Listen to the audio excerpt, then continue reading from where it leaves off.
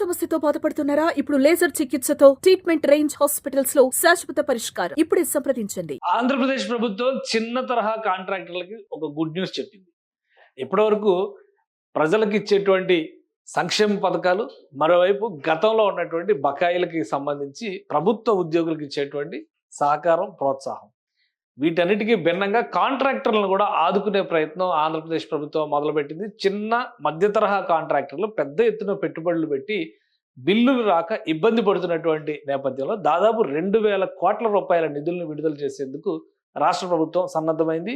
ఈ 2,000 కోట్ల రూపాయల నిధులతో దాదాపు 17,000 మంది కాంట్రాక్టర్లు లబ్ధి పొందబోతున్నారు. అది ఎలాగో ఒకసారి విశ్లేషించేటువంటి ప్రయత్నం చేద్దాం. ఆంధ్రప్రదేశ్ ప్రభుత్వం చేసినటువంటి సూచనల మేరకు ఒక కీలకమైనటువంటి నిర్ణయం తీసుకుంది. మొత్తం మీద 17,000 మందికి సంబంధించినటువంటి వ్యవహారం ఇది. 17,000 మంది కాంట్రాక్టర్లు చిన్న చిన్న పనులు, అంటే గత 5 ఏళ్లలో ఆంధ్రప్రదేశ్లో వివిధ దశల్లో చేసినటువంటి పనులు, ప్రధానంగా గ్రామీణ ప్రాంతాల్లో చేసినటువంటి కాంట్రాక్టులు, వీటికి తోడు నీరు చెట్టు వంటి పథకానికి సంబంధించిన పనులు, ఎక్కడికక్కడ పచ్చదనం, పరిశుభ్రత, అలానే రాబోయేటువంటి వాతావరణ పరిస్థితికి అనుగుణంగా ఈ పథకాన్ని అమలు చేస్తారు. కేవలం నీరు చెట్టుకి సంబంధించినటువంటి కాంట్రాక్టర్లే 8,000 మంది ఉన్నట్టుగా ఒక అంచనా ఉంది.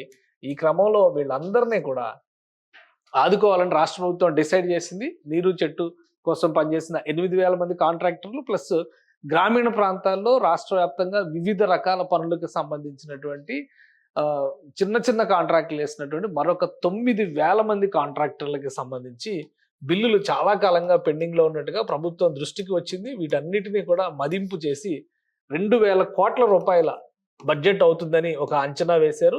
సో ఈ 2,000 కోట్ల రూపాయలని తక్షణమే విడుదల చేయాల్సిందిగా ఆర్థిక శాఖకి ఆదేశాలు జారీ చేసింది. మొత్తం ఈ పనుల్లో కూడా ₹1,00,00,000 కాంట్రాక్టులు, ₹1,00,00,000 లోపు చేసినటువంటి కాంట్రాక్టులని ప్రథమ ప్రాధాన్యంగా ఫస్ట్ ఇన్ ఫస్ట్ అవుట్, ఎందుకంటే సిఎఫ్ఎంఎస్ సిస్టంలో, ఫైనాన్స్ మేనేజ్మెంట్ సిస్టంలో ముందు ఫైల్ ఎవరెవరు రైజ్ అయినాయో ఆ ప్రయారిటీ ప్రకారమే, తన మన అనేటువంటి భేదాలు లేకుండా ఆ ప్రయారిటీ ప్రకారమే నిధులు విడుదల చేయాలని చెప్పని దానికి కావాల్సినటువంటి మార్గదర్శకాలని రాష్ట్ర ప్రభుత్వం రిలీజ్ చేసినట్టుగా ఒక సమాచారం అందుతుంది. దీని ప్రకారం చూస్తే కనుక ఒకేసారి 17,000 మంది లబ్ధి పొందేటువంటి అవకాశం కనిపిస్తుంది. ఇటీవల పిఎఫ్ బకాయిలకు సంబంధించి ప్రభుత్వ ఉద్యోగుల్ని ప్రభుత్వం ఆదుకునే ప్రయత్నం చేసింది. దశల వారీగా పాత బకాయిలను చెల్లిస్తుంది. మరోవైపు 5వ తేదీ లోపు జీతాలు చెల్లించేటువంటి ప్రయత్నం చాలా స్పష్టంగా ఈ 10 నెలల్లో సక్సెస్ఫుల్గా ప్రభుత్వం చేయగలిగింది.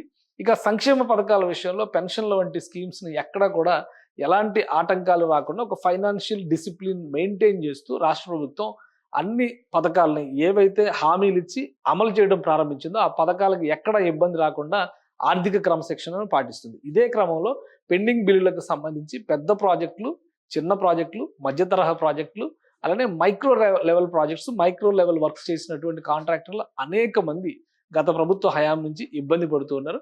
వీరందరినీ గుర్తించేటువంటి క్రమంలోనే 2,000 కోట్ల రూపాయల నిధుల్ని తక్షణం విడుదల చేయాల్సిందిగా ఆర్థిక శాఖకి ఆదేశాలు జారీ చేసింది. ఈ నిధుల చెల్లింపు కార్యక్రమం కూడా ఇప్పటికే మొదలైనట్టుగా సమాచారం. సో దీనివలన 17,000 మంది లబ్ధి పొందేటువంటి అవకాశం ఉంటుంది. మొత్తం మీద రాష్ట్రంలో కుదేలైపోయింది, ఖజానా ఖాళీ అయిపోయింది అనుకున్నటువంటి తరుణంలో గత 10 నెలలుగా కూటమి ప్రభుత్వం అధికారంలోకి వచ్చిన తర్వాత ఒక్కొక్క సమస్యని పరిష్కరిస్తూ ఏపీ బ్రాండ్ ఇమేజ్ని ఎలివేట్ చేయడం, విజన్ 2047ని డిక్లేర్ చేయడంతో పాటు బకాయిల విషయంలో కూడా ఒక క్రమ పద్ధతిని పాటించడం పైన అందరూ హర్షం వ్యక్తం చేస్తున్నారు. సుమన్ టీవీలో మీ పర్సనల్ అండ్ బిజినెస్ ప్రమోషన్స్ కోసం కింది నెంబర్కి కాంటాక్ట్ చేయండి.